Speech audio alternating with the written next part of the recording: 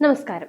ഇന്നത്തെ കേരള രാഷ്ട്രീയത്തിലെയും ആത്മീയ ലോകത്തിലെയും ഏറ്റവും വലിയ ചോദ്യം ഇതാണ്: ഇ ഡി ശബരിമലയിലേക്ക് വന്നാൽ എന്താണ് സംഭവിക്കുക? ഒരൊറ്റ നിമിഷം ഒന്ന് ആലോചിച്ച് നോക്കൂ. സംസ്ഥാന സർക്കാർ എന്തിനാണ് ഇത്രയേറെ പേടിക്കുന്നത്? ഇന്ന് നമ്മൾ ചർച്ച ചെയ്യുന്നത് കേരളത്തിന്റെ മനസാക്ഷിയെ ഞെട്ടിച്ച ശബരിമല സ്വർണ്ണക്കൊള്ള കേസിന്റെ രാഷ്ട്രീയ മാനങ്ങളെ കുറിച്ചാണ്. ഇത് വെറും ഒരു മോഷണ വാർത്തയല്ല, മറിച്ച് കേരളത്തെ ഭരിക്കുന്നവരുടെ രാഷ്ട്രീയ അജണ്ടയുടെ ഇരുണ്ട മുഖമാണ്. കോടതിയുടെ അനുമതിയോടെ എൻഫോഴ്സ്മെന്റ് ഡയറക്ടറേറ്റ് അഥവാ ഇ ഡി ഈ കേസിന്റെ എഫ്ഐആർ ആവശ്യപ്പെട്ട് മുന്നോട്ട് പോകുമ്പോൾ കേരള സർക്കാർ ഉറക്കം കളയുകയാണ്. എന്തുകൊണ്ട്? ഇ ഡി ഈ കേസിൽ ഇടപെട്ടാൽ എങ്ങാനും സംഭവിക്കുന്നത് മൂന്ന് കാര്യങ്ങളാണ്. മോഷണം എന്ന വകുപ്പ് മാറി കള്ളപ്പണം വെളുപ്പിക്കൽ നിരോധന നിയമപ്രകാരം കേസ് രജിസ്റ്റർ ചെയ്യും.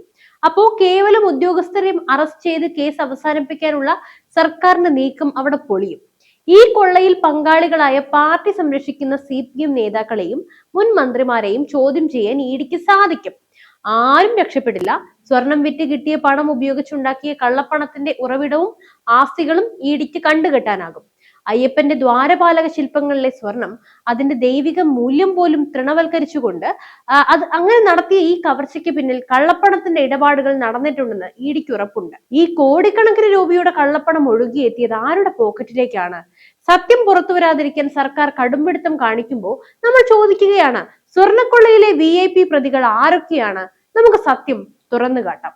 ശബരിമല സ്വർണ്ണക്കൊള്ളയുടെ വ്യാപ്തി, കേസിന്റെ പ്രാധാന്യം എത്രത്തോളം ഉണ്ടെന്ന് വിളിച്ചോതുന്നുണ്ട്.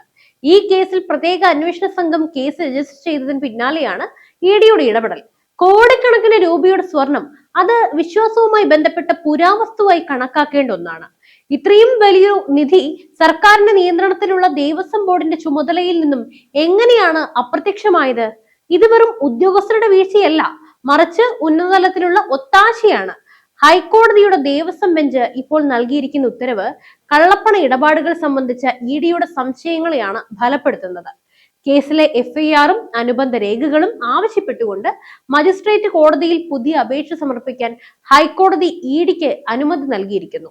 എന്നാൽ സർക്കാരിനെ കൂടി കേട്ട ശേഷമേ രേഖകൾ നൽകുന്നതിൽ തീരുമാനമെടുക്കുകയുള്ളൂ എന്ന കോടതിയുടെ അറിയിപ്പ് സർക്കാരിന് ഇപ്പോഴും സമയം നൽകുന്നു എന്നതാണ് യാഥാർത്ഥ്യം.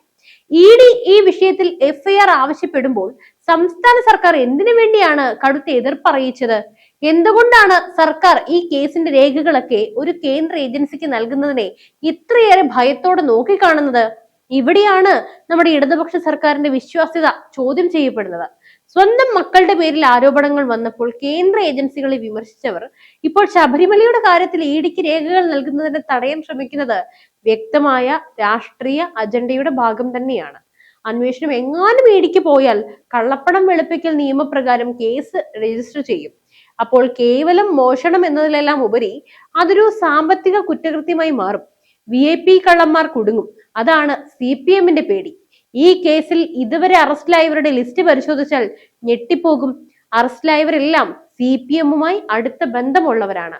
മുൻ ദേവസ്വം ബോർഡ് പ്രസിഡന്റുമാർ N. വാസു, A. പത്മകുമാർ ഇരുവരും CPM നോമിനികളാണ്. ഇവർ ദേവസ്വം ബോർഡ് ഭരിച്ച കാലത്താണ് ഈ കൊള്ള അരങ്ങേറിയതെന്ന വസ്തുതയും വിസ്മരിക്കരുത്. അടുത്ത ബന്ധമുള്ളവരെ നോക്കാം. ആദ്യം അറസ്റ്റിലായ ഉണ്ണികൃഷ്ണൻ പോറ്റി ഉൾപ്പെടെയുള്ളവർ CPM നേതാക്കളുടെ അടുപ്പക്കാരാണ്. ഈ അറസ്റ്റുകൾ വെറും കണ്ണിൽ പൊടിയിടൽ മാത്രമാണ്. ഈ അറസ്റ്റിലായവരെ ശരിയായ രീതിയിൽ ഭയമില്ലാതെ ചോദ്യം ചെയ്താൽ അന്വേഷണം ചെന്നെത്തുന്നത് കുറഞ്ഞത് ഒരു ഡസനിലധികം വരുന്ന CPM ഉന്നതരിലേക്കായിരിക്കും.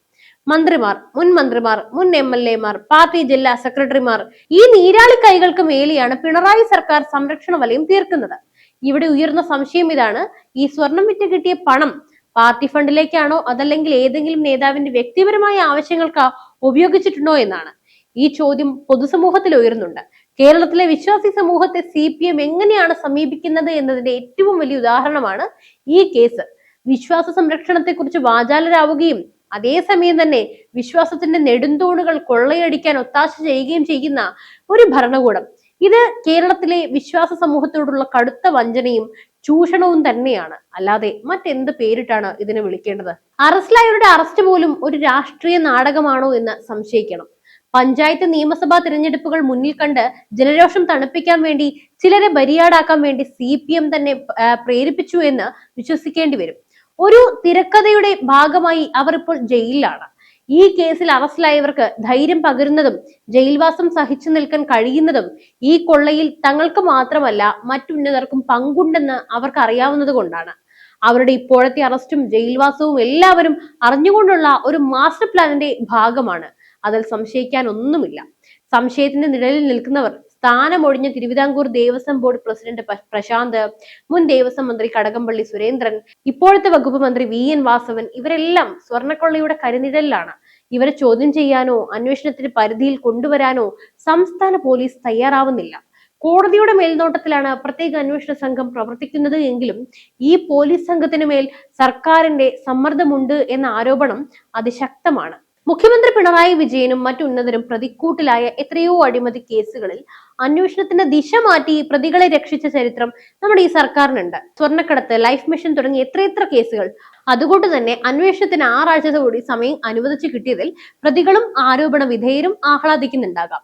കാരണം ഈ സാവകാശം ഉപയോഗിച്ച് സർക്കാരിന്റെ ഒത്താശയോട് തെളിവുകൾ നശിപ്പിക്കാനും സാക്ഷികളെയൊക്കെ സ്വാധീനിക്കാനും സാഹചര്യങ്ങളെ അനുകൂലമാക്കാനുമുള്ള കള്ളക്കളികൾ നടക്കാനുള്ള സാധ്യതയുണ്ട്. ഇവിടെയാണ് ഇഡിയുടെ ഇടപെടൽ ഒരു പ്രതിരോധ മതിൽ തീർക്കുന്നത്. സ്വർണ്ണക്കൊള്ളയുടെ വ്യാപ്തിയും ഇതിലെ കള്ളപ്പണ ഇടപാടുകളും സ്വർണം രാജ്യത്തിന് പുറത്തേക്ക് കടത്തി എന്ന റിപ്പോർട്ടുകളും ഒക്കെ പരിഗണിക്കുമ്പോൾ കേരള പോലീസിനെ മാത്രം ആശ്രയിച്ച് മുന്നോട്ട് പോവുക എന്നത് നീതികേടായിരിക്കും. ഒരു കേന്ദ്ര ഏജൻസിയുടെ സ്വതന്ത്രമായ അന്വേഷണം മാത്രമേ ഈ രാഷ്ട്രീയ സ്വാധീനത്തെ മറികടന്ന് സത്യം പുറത്തു കൊണ്ടുവരാനായി സാധിക്കൂ. കോടതിയും ഇത് ആഗ്രഹിക്കുന്നുണ്ടെന്ന് വേണം കരുതാനായിട്ട്. അതുകൊണ്ടാണ് FIR രേഖകൾ നൽകാനായി ഉത്തരവിട്ടിരിക്കുന്നത്. ഈ കേസ് വെറും ഒരു സ്വർണ്ണക്കൊള്ള കേസല്ല. ഇത് ഇടതുപക്ഷ സർക്കാരിന്റെ അഴിമതിയുടെയും വിശ്വാസ ചൂഷണത്തിന്റെയും അധികാര ദുർവിനിയോഗത്തിന്റെയും ഒരു നേർചിത്രമാണ്. കള്ളപ്പണം ഒഴുകിപ്പോയ വിശ്വാസത്തെ കൊള്ളയടിച്ച ഈ ഒരു കേസിൽ യഥാർത്ഥ കുറ്റവാളികളെ കണ്ടെത്താനായി ഇഡിക്ക് സാധിക്കുമോ? സർക്കാർ തടസ്സവാദങ്ങൾ ഉയർത്തി ഈ കേസിന്റെ അന്വേഷണത്തെ വഴിമുട്ടിക്കാനായി ശ്രമിക്കുമ്പോൾ കേന്ദ്ര ഏജൻസിക്ക് എത്രത്തോളം മുന്നോട്ട് പോകാനായി സാധിക്കും? വിശ്വാസത്തിന്റെ പേര് പറഞ്ഞ് അധികാരത്തിൽ വരാൻ ശ്രമിക്കുന്നവർ അതേ വിശ്വാസത്തിന്റെ പവിത്രതയെ കൊള്ളയടിക്കാൻ ഒത്താശ ചെയ്യുന്നു. ഈ ഇരട്ടത്താപ്പിന് കേരളത്തിലെ വിശ്വാസ സമൂഹം ചോദ്യം ചെയ്തേ മതിയാകൂ. ഹൈക്കോടതിയുടെ ഈ ഒരു വിധി സത്യം പുറത്തു വരാനുള്ള ഒരു വാതിലാണ് തുറന്നിട്ടിരിക്കുന്നത്. അയ്യപ്പ ഭക്തരും നീതിബോധമുള്ളവരുമായ കേരളത്തിലെ ജനങ്ങളും ഇത് ആഗ്രഹിക്കുന്നുണ്ട്. ഈ കവർച്ചയ്ക്ക് പിന്നിൽ പ്രവർത്തിച്ച എത്ര വലിയവനായാലും ആ ഉന്നതനെ നിയമത്തിന് മുന്നിൽ കൊണ്ടുവരണമെന്നാണ്. നിങ്ങളുടെ അഭിപ്രായങ്ങൾ ഒട്ടും മടിക്കാതെ തീർച്ചയായും താഴെ കമന്റ് ബോക്സിൽ രേഖപ്പെടുത്തുക. ശബ്ദമുയർത്തേണ്ട സമയമാണിത്. അല്ലാതെ മിണ്ടാതിരുന്നാൽ എത്ര നാൾ നമ്മൾ മിണ്ടാതിരിക്കും? എന്തായാലും മറ്റൊരു വിഷയവുമായി വീണ്ടും എത്തും വരെ നന്ദി.